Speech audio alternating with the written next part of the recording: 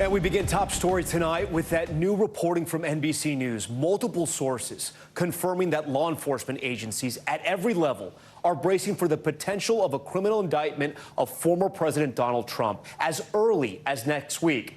We stress potential because so far no decision on an indictment has been made just yet. Trump facing multiple investigations across numerous states, but this particular investigation unfolding as we speak in New York City. And tonight we want to walk you through some of the major players, many of them figures from Trump's past, coming back to haunt him as he makes another run for the White House.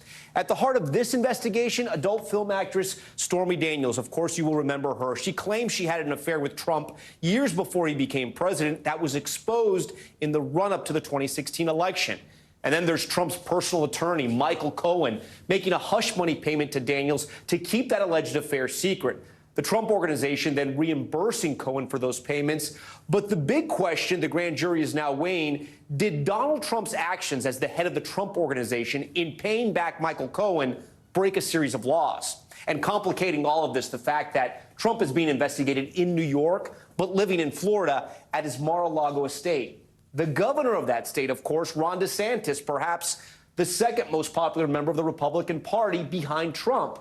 So the lingering question tonight, could the Florida governor stop an extradition if charges did come down, or would he aid law enforcement? Tonight, we've just learned the former president would not resist arrest, that according to his lawyer. But still, there's the issue of security. Should an indictment come down, and we have seen what some Trump supporters, when driven to the extreme, are capable of. And now this just in, President Trump is planning his first 2023 stop in Waco, Texas. Get this, in just 1 week. Our political panel, two of the best in the business, Puck senior political correspondent Tara Palmieri and NBC News political analyst Matt Dowd standing by to break down all of this further. But first, NBC senior legal correspondent Laura Jarrett leads us off. Tonight, law enforcement gearing up. Multiple law enforcement agencies are preparing for the possibility of a Manhattan grand jury indicting former President Donald Trump as early as next week. WNBC's chief investigative reporter, Jonathan Dientz, was first to report the discussions at the federal, state, and local levels, described as precautionary and preliminary. That's according to 5 senior officials familiar with the preparations. No charges have been announced, but behind the scenes, officials are focused on how to secure the area around the criminal court building in Lower Manhattan for what could be an unprecedented moment. A former president in court arraigned before a judge. NBC News reached out to all of the agencies involved. All have declined to comment. All this as Trump's former lawyer and fixer Michael Cohen made 2 appearances in front of the grand jury this week. And current Trump attorney Joe Tacopina says his client did nothing wrong. Legal scholars, former members of the Federal Election Committee have publicly stated there was no crime here. The crux of the grand jury investigation, a $130,000 payment that Cohen made to Stormy Daniels before the 2016 campaign. He says was done at Trump's direction to keep her quiet about an alleged affair, and Trump later reimbursed him for it. Trump has denied the affair and says he relied on his lawyer's advice. Payments were made, obviously. Right. The legal question is whether the documentation of that payment on the books of the Trump organization violated the law. The former president today pushing back ahead of any possible indictment. We have to get our country back. The DOJ, the FBI, the local prosecutors should all stop. All right, and with that, NBC's senior legal correspondent Laura Jarrett joins Top Story live tonight in studio. So, Laura, walk me through this. Our reporting about all these law enforcement agencies being given a heads up or being alerted, we're not exactly sure, but we know that they're getting ready for this. Is this because this is so unprecedented, because it is a former president who possibly is going to be indicted? Yes, it's unprecedented, and they don't want to be caught flat-footed. It's totally understandable. They want to have these preliminary discussions. They want to make sure they get this right. In particular, it's our understanding that they want to be careful about what's happening in and around the courthouse in Lower Manhattan, making sure that it's secure around the perimeter, making sure the court staff is secure, making sure the judge, the line prosecutors, the defendant himself. Obviously, you know, he has Secret Service, and there's considerations around that, but we've never seen this before. We've seen high-profile people, of course, been on trial. We've never seen anything like this. If, in fact, this happened, you can imagine the media scrum, the circus that would be there. So, of course, it's understandable. Law enforcement wants to be prepared. They want to get it right. So now he's a resident of Florida. He's going to have to fly up to New York. We're thinking at some point. Yeah. Walk us through what happens if he is indicted, and we know we still have to wait for the grand jury, and then the Manhattan DA still has to make the decision if he wants to indict. If they decide to indict next week, what exactly happens? Exactly. So if, in fact, the Manhattan District Attorney's Office felt as if he had gotten to the point where he had wrapped up his case, he could, of course, put on additional evidence. But at this point, if he feels like he's in a good spot, then he would actually go to the grand jury. There's no one else in the room. He would actually present the charges. He would go through the law. The grand jury would then vote. After they take that vote, if you get 12 people to agree to indict him, they return what's known as a true bill. That is what starts the motion here. Then the district attorney actually takes the true bill. He signs it. It's signed by the foreperson. It's then put on file. But when it's put on file, we will not see that. It's under seal, which means no one sees it except for the judge. Once it's under seal, it's our understanding that at this point, Trump's attorneys would likely be notified to say, look, your client needs to turn himself in. Let's do this voluntarily. It doesn't need to be a big show. And we know now from today from his lawyers that he will do it voluntarily. And that had been an open question because, of course, the former president doesn't believe that any of these investigations are legitimate, right? He has called into question all of these, from the federal to the state. And so that had been sort of an open question. Would he agree to actually turn himself in? Joe Tacopina says, as of today, he would turn himself in if this was to come to pass.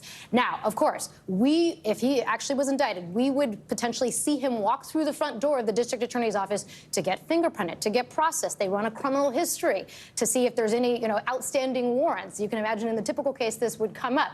None of that we would see. We would not see the fingerprinting or anything. At some point, though, he would get arraigned in front of a judge.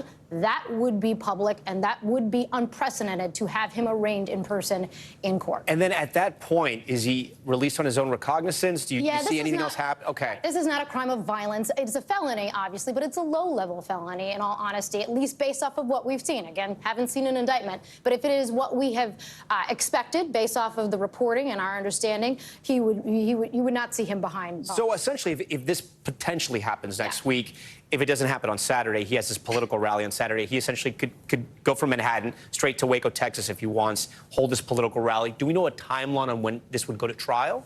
No, it could be a while. Obviously, there is something called the Speedy Trial Act that starts once the indictment is actually on file. Defendants actually have a right to a trial, I think, within 60 or 70 days or so, depending on the state law.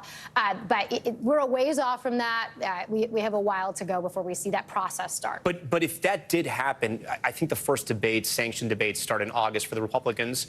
Do you see this happening before August, or it would take much longer? It's really unclear. hard to know, because even if he agrees to present himself, doesn't fight it, surrendered, he may still try to attack it as illegitimate. He still may try to get the charges tossed out. And so it's hard to say when exactly there would be any trial, because he may not agree that this case should go forward. Okay, Laura Jarrett with a lot of answers for us. We appreciate it. We know it's been a lot. Yep. We want to turn now to the political impact of all of this, right? When President Trump holds his first rally in Waco, as we just mentioned, in 8 days, it may be as an indicted man. I want to bring in our political panel tonight, Tara Palmieri. She's senior political reporter at Puck News, and Matt Dowd is an NBC political contributor and analyst. I thank you both for joining us tonight on this Friday. So, Tara, what's your sense of how former President Trump responds to this indictment? He just posted to Facebook today, for the first time since he was banned, saying, quote, "I'm back." Do you think he obviously is going to fight this, but how does he act, and is the Trump camp worried at all about this? Absolutely. I think that he's going to fight this. You're absolutely correct. He's going to go after it in the same way that you saw him go after special counsel Robert Mueller. This has been his playbook for his entire career. Attack the prosecutor, say it's a political witch hunt, say show as much connection between the prosecutor and Joe Biden, who he sees as his political opponent, and he's going to try to foment his base. He's going to use this as a political opportunity in the same way he did after there were FBI agents seizing documents from his home outside of Mar-a-Lago. This is an opportunity to actually, for him politically, create the impression that he truly is a victim of a political witch hunt, and that if charges are dropped or they're not able to actually convict him, he'll play it as if he's exonerated in the same way that they did after the Mueller investigation didn't result in any charges, and he'll use it again as a political win. In Trump's mind, this is all politics. I mean, I don't know if it's in his mind, but that is what he's communicating, and he'll use it to consolidate support.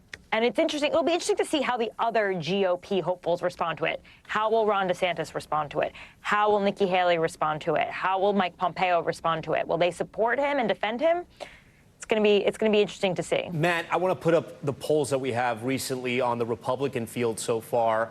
You've studied all the polls extensively since 2016. You've won campaigns for Democrats. You, of course, worked for a Republican president. We're seeing now from the headlines that he's still leading in the polls. His numbers are still very strong. He has to feel comfortable. My question to you tonight is, does this indictment, you think, with the current GOP, does it hurt him with voters or does it help him because it could galvanize his fan base?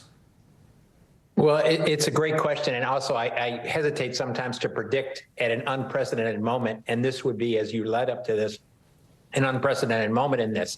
But watching what has happened before, my guess is in the initial stages among GOP voters, especially his base, it helps him. It solidifies the 40% or 42% that right now seems strongly behind him. I think it solidifies him. I think he comes out like Tara said, and then he adds to it. They're not just attacking me, they're attacking you, and I'm in defense of you, while the big state or whatever words he always uses in this is attacking me. I'm here standing strong on behalf of you. So I think initially among voters, GOP voters, base voters, they coalesce around him. My guess is if the indictment happens before Waco, he has a big crowd in Waco that he uses to say, see, I'm standing in defense and people are standing behind me. The question becomes in the long haul and how this unfolds and what happens. If he maintains and solidifies that 40%, and the field remains a multi-candidate field with DeSantis and Nikki Haley and others, then I think it sets up Trump very well to win the GOP nomination, even though he's vulnerable right now. And one thing I'll remind viewers of is, as of today, Donald Trump is more popular today among Republican voters than he was when he won the Republican nomination in 2016. He's significantly more popular among Republicans than when he won the nomination. So in the end, we don't know what will happen, but my guess is the base will coalesce behind him. As far as the GOP is concerned, he's still on strong footing. Tara, on that point, I want to turn back to some of the politics for the Democrats, right? Because this is a gamble for Democrats. Right. It does muddy the waters for Trump a bit because of all the things they've tried to get him on, right? The Russia collusion, 2 impeachment trials, January 6th, and there are still multiple open investigations against the former president right now in other states, as we have mentioned. But they're going all the way back to something that happened before 2016 to try to get him on this time. Is this justice? Is this desperation? Is it politics? And in the end, is it going to help Trump? Well, it's one of 5 investigations into Trump. And honestly, what happens here can impact the other investigations. That's the reality of it all. And it does seem like a hard case to prove. If he's exonerated, he'll use that. If there aren't any charges, they don't indict him or he's not convicted, he'll use it as an exoneration. So I think it's very risky. I think the bar is really high for indicting a former president. It's never been done before. And no matter which way it goes, he is going to paint himself as a victim and he'll paint himself as a winner in some way. And he's going to keep running even if he's indicted. Now, I wonder, how does it impact a general election voter rather than a base voter? So he may end up being able to shore up the Republican primary voter and the base, and he ends up becoming the candidate, the nominee for the Republican Party. Then when he's up against someone like Joe Biden, how does that impact independent voters and who don't want to actually vote for a candidate who is indicted or convicted? You know, it may end up helping Democrats in the end if they want Biden to run against Trump and they're afraid of having Biden run against someone younger like DeSantis. Having Trump be the nominee is probably the best outcome for Joe Biden, who's, you know, closer in age to Trump. There's a lot of baggage associated with Trump. He's already beaten him before. I think this really will help Trump with the primary voter, but I think in the general election, it's going to turn off suburban women. It's going to turn off independents, those never Trumpers, and it's a blessing for Joe Biden. And I don't know that he can actually articulate that, because if anything, that hurts his electability in a primary, but this absolutely will hurt his electability in the general election. Matt, what happens to Governor Ron DeSantis here? You know, obviously there was some serious questions about if Trump was going to fight the potential indictment, if he were to be indicted and then didn't want to leave the state of Florida. But we now know from his lawyers that if for some reason he is indicted, he will cooperate with authorities. But You know, Governor Ron DeSantis, and we have a graphic of all the people that have declared, all the people that may declare in the coming months. I think the only person we should really talk about tonight is Governor Ron DeSantis. Where does this put him? Does he have to defend Trump? Does he have to stay quiet? He obviously doesn't take a lot of questions from the national media, but you know, what is the strategy here for someone like him? Well, if I were Ron DeSantis and I was doing this race, I would keep doing what he's doing, which is he doesn't mention Donald Trump. He acts like he's a junior Donald Trump. So he presents himself in a way that Trump voters who like Donald Trump could like him in all his sort of grievance politics and all the stuff he's done in that. And so he's Trump. What he's trying to do is say, I'm Trump without the baggage in the course of this. And so if I were him, and if he's asked a question, which he'll probably only go in friendly environments anyway, which is what he's been consistently doing. He doesn't go on into hard-hitting interviews. He does friendly environments.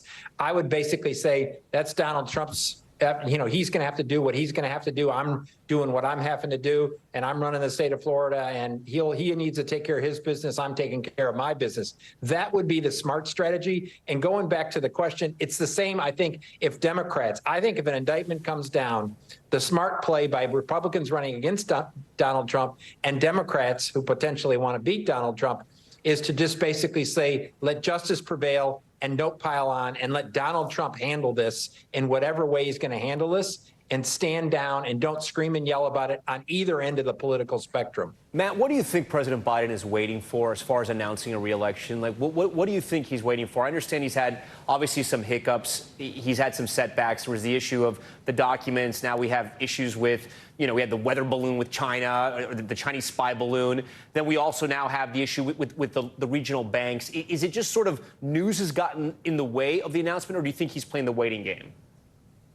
Well, if he's already made the decision in his heart that he's going to run, which is the final 100% decision, which maybe there's still a part of him that says, I may not run. I'm getting to this point in my life. I may not do this. I was a placeholder holder. I'm going to turn it over. If that was the case, it obviously makes sense. He also may be, if he's made the decision already to run, he may be thinking, as soon as I announce it as a candidate, I'm going to be treated quickly as a candidate and not as president of the United States. And normally, and having done the incumbent president, George W. Bush, when he was running for re-election, we like to have it positioned as him remaining as president as long as he possibly could and getting everything associated with that in the perception of the public and waiting until as late as you can to announce your candidacy, because it presents him, instead of as a candidate, it keeps him as president of the United States of America. And Tara, President Biden doesn't have a clear pathway all the way to the nomination because there are several ongoing House investigations, right, into President Biden, into his family.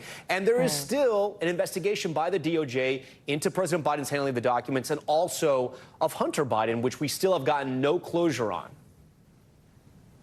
Right. I mean, it's going to be a rocky road for him, but you're already seeing the super PACs around him that support him, not necessarily the ones that have been blessed by the White House, but they're going after the investigators almost in the same way that Trump is for, you know, their investigations. You know, you've seen these attack ads against James Comer, who's a Republican investigator on the House Oversight Committee. They are on the offensive for his son, Hunter Biden. They hired a big-time lawyer, Abby Lowell, to defend him. So, you know, this is very much a part of the re-election campaign, is defending him against these attacks from Republicans. And they're not going after the special counsel. I think what they would like to do is just kind of quiet the narrative around the documents right now. But they're in full force fighting back right now from the outside of the White House and within the White House and the counsel's office, trying to, you know, tell their story up against what is opposition in the House and the investigations that are coming every single day. Tara Palmieri, Matt Dow, we appreciate your analysis and your time tonight. We want to turn now, though, to the latest on TikTok and the Justice Department and FBI now investigating whether the company illegally surveilled journalists on the app. Hallie Jackson has those details. A new investigation tonight into whether TikTok's parent company is spying on Americans.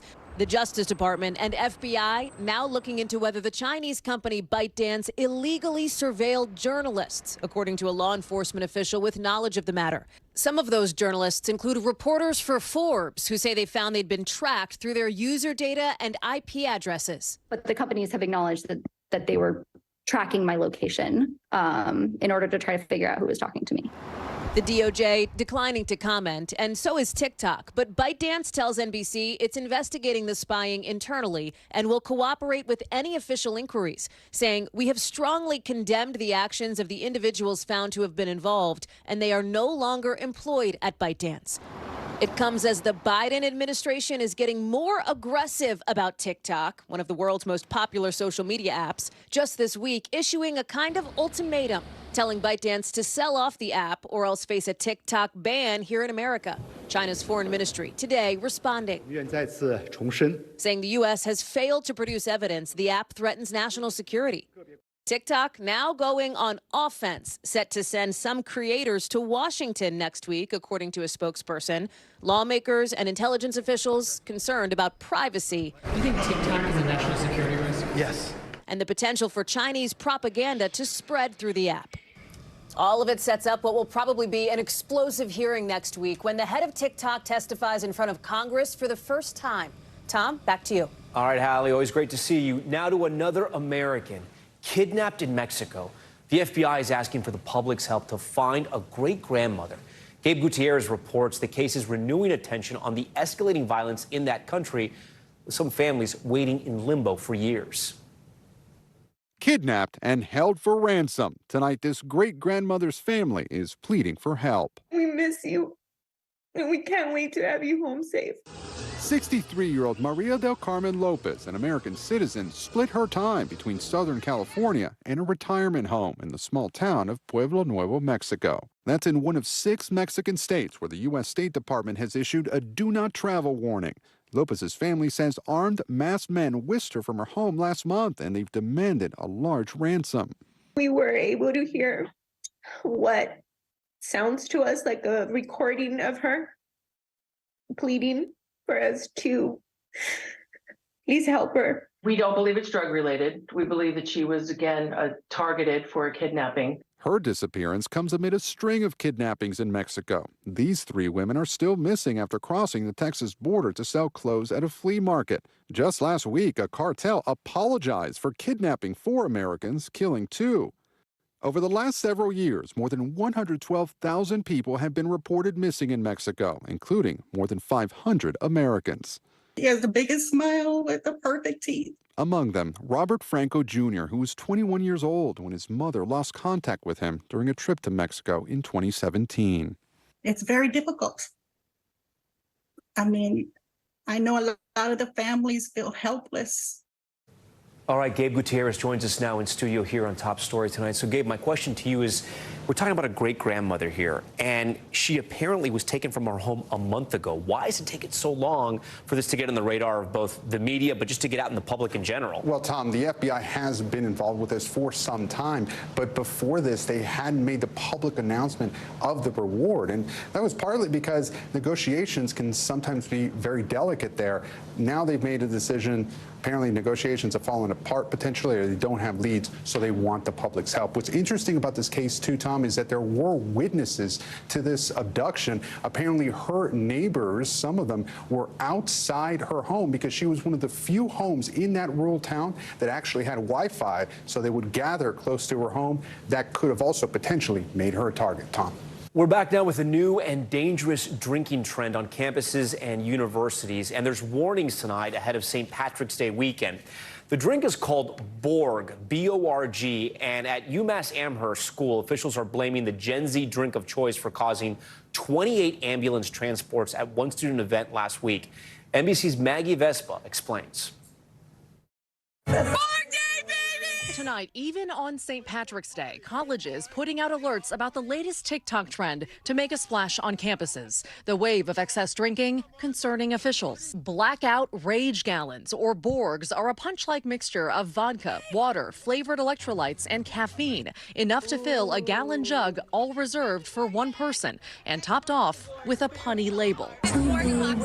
I'm Borgingham Palace. Queen Elizabeth Borg. Some claiming the electrolytes and water help curb hangovers, but experts warn Borging is still binge drinking. However you slice it, drinking 8 to 16 shots of alcohol in a short period of time is still drinking 8 to 16 shots of alcohol, whether it's straight from the bottle or whether it's in your own gallon jug with a funny name on it. Just last week, 28 ambulances were called at UMass Amherst for the annual student-run Blarney Blowout. I'd say that was definitely the drink of choice for the event. Eamon El-Fakir, a senior at UMass Amherst, vlogged this year's event. I just got there and I just see all these gallons with like these weird puns. Everybody was shoulder to shoulder. It's like literally the size of a football field. I saw a lot of kids who were very drunk. The university in town blaming the controversial drink for the rampant hospitalizations. School officials saying it was the first time the university had observed notable use of Borgs, and they'll consider steps to improve alcohol education and intervention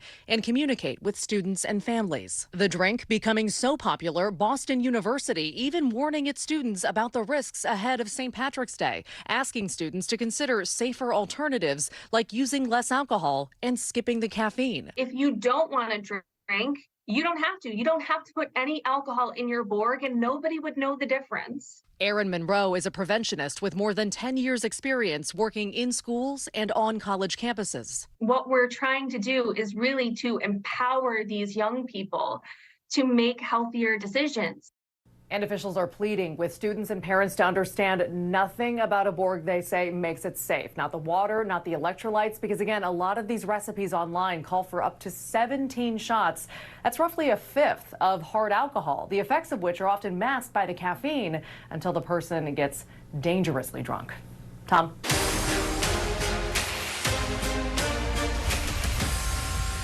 All right, we are back now with Top Stories Newsfeed, and we begin with the new development in a death possibly tied to convicted murderer Alex Murdaugh. The family of Stephen Smith says they have raised enough money to exhume his body nearly 8 years after the 19-year-old was found dead on the side of the road in Hampton County, South Carolina.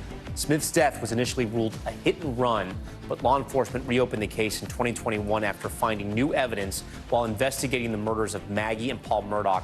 Smith was a classmate of Murdaugh's oldest son, Buster, at the time of his death. Now to the dramatic helicopter rescue of a hiker trapped in a Utah canyon. New video shows first responders spotting the hiker sitting in Buckskin Gorge after he was swept away in the dangerous flash flooding that hit that region earlier this week. A rescuer then lowered into the canyon, hoisting the hiker to safety. The hiker's two companions were sadly both found dead. Okay, now to the new research that appears to support the theory that COVID-19 was passed from animals to humans just weeks after the U.S. government said it might have come from a Chinese lab leak. But there are still some issues with that. Stephanie Gosk reports. The East Asian raccoon dog, a relative of the fox, may hold the key to the origins of COVID-19, according to a group of scientists quoted in the Atlantic magazine. The team says their new analysis of samples taken at a Wuhan market in the early days of the pandemic is a really strong indication that infected animals were there, including raccoon dogs. The findings support the theory that COVID-19 jumped from animals to humans. But researchers say it is not a smoking gun. It's not conclusive because you can't prove the chain of events for how an animal got infected. You can't even technically prove the raccoon dog was infected. The raccoon dogs themselves weren't actually sampled. Exactly. China has been widely criticized for not allowing an independent investigation into the origins of the virus. This new analysis sure to fuel the heated and often political debate. In a classified report to Congress, the Department of Energy concluded with low confidence that COVID-19 leaked from a Wuhan lab, according to two sources with direct knowledge. While there is disagreement among federal agencies, the FBI also believes the lab may be the source. The FBI has long assessed, going all the way back to the summer of 2021, that the origin of the pandemic was likely a lab incident in Wuhan. House Republicans accuse two of the scientists involved in this latest analysis of steering clear of the lab leak theory after being instructed by Anthony Fauci to dismiss it. Both the scientists and Fauci deny the allegation. All right, we thank Stephanie Gosk for that report. And here to help us break down the new COVID origin evidence, pandemic researcher Dr. Amish Adalja, a senior scholar at Johns Hopkins Center for Health Security, joins us now. He's also a friend of Top Story. Doctor, always great to see you here on the broadcast. I do want to ask you about this new report because you were sort of explaining it to me off camera, and it can be a little complicated. Walk our viewers through exactly what they're saying. What we know is that there was this wet market in Wuhan where a lot of the early cases clustered. And because of our experience with other coronaviruses, there was a high likelihood that there was some spillover between animals at that market and humans. However, the Chinese government basically shut down that market and cleaned it up right away. So it's been really hard to get in evidence. What this new analysis purports to show is that where they were able to swab different stalls where animals had been and seen the genetic material from the COVID-19 pathogen, SARS-CoV-2, they also have found DNA of raccoon dogs, saying that where raccoon dogs were, there also was the virus. That doesn't prove that the raccoon dogs were infected. And there's still a lot more work that needs to be done. We actually need to see this analysis, but what it's showing is an association between where the genetic material of the virus was and where the genetic material of a suspect animal reservoir might have been. And that's all we can say right now until we get more information. Do we know anything about the raccoon dog? I mean, is this an animal that is being eaten in China, in Wuhan, that the meat was being sold, the fur? It is completely foreign to us here in the U.S. I don't know if you know anything about it. So raccoon dogs are something that are sold in wet markets. We have pictures of raccoon dogs being sold in that wet market, and they may be sold for their meat. And one of the reasons why raccoon dogs was of interest is because the first SARS outbreak in 2003, raccoon dogs were one of the animal hosts that provided an intermediary between bats and humans. So that's why this is getting a lot of attention, because it was one of the animals that we've seen with coronaviruses in the past. Walk me back to the beginning of COVID, if you will. And I know this might be exhausting, but I think it's good to have a reminder, because we've been going through the different theories, and we've been told, and we know that COVID has spread through air particles, right? So if it's spread through air particles, how does it get transmitted from a dead animal to a human? So one thing to remember is that these animals are not dead in the wet market. They're very much alive, and they may be coughing, they may be sneezing and spewing out those particles. They may be biting people. There may be saliva exposures. And just because SARS-CoV-2 is efficiently transmitted through the air, through droplets and through airborne particles, doesn't mean that you can't get it other ways. And it could be just close exposure that people may have with an animal. That's the hypothesis, not necessarily that people are cooking it and then getting it. It's the preparation. It's when the animal is alive and you're exposed to the bodily secretions of those animals. That's where the concern is. And then is the reverse true? Could the raccoon dog have gotten it from a human at the wet market? Right. So we don't know the directionality.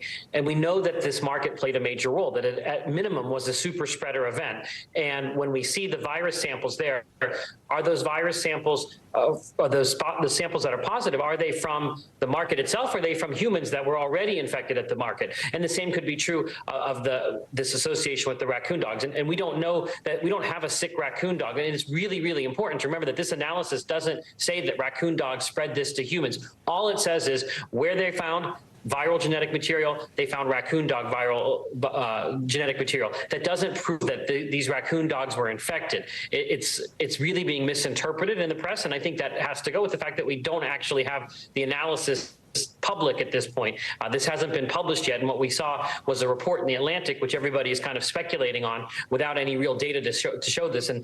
And I think it's just important to know the limits of what we're seeing here. This is an association that needs a lot more work to be able to say that this definitively is any kind of source for this virus. Both hypotheses still remain viable. Yeah, and to be completely fair, one of the reasons why we have you on this broadcast is because when we do put out that reporting, we want to have some more analysis. So I understand the criticism to the media, but also there's other media that is trying to follow up and get some more answers.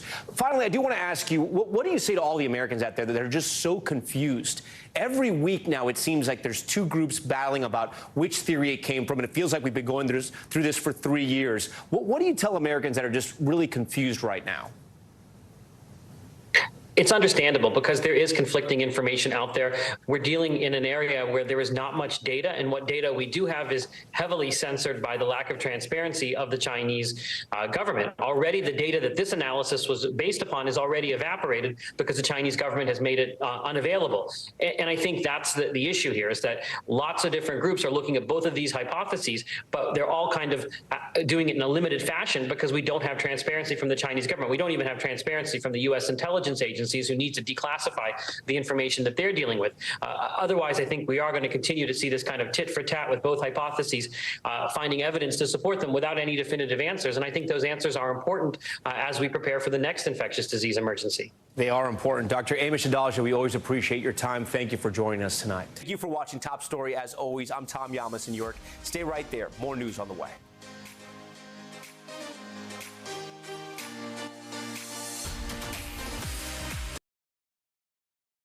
Thanks for watching our YouTube channel. Follow today's top stories and breaking news by downloading the NBC News app.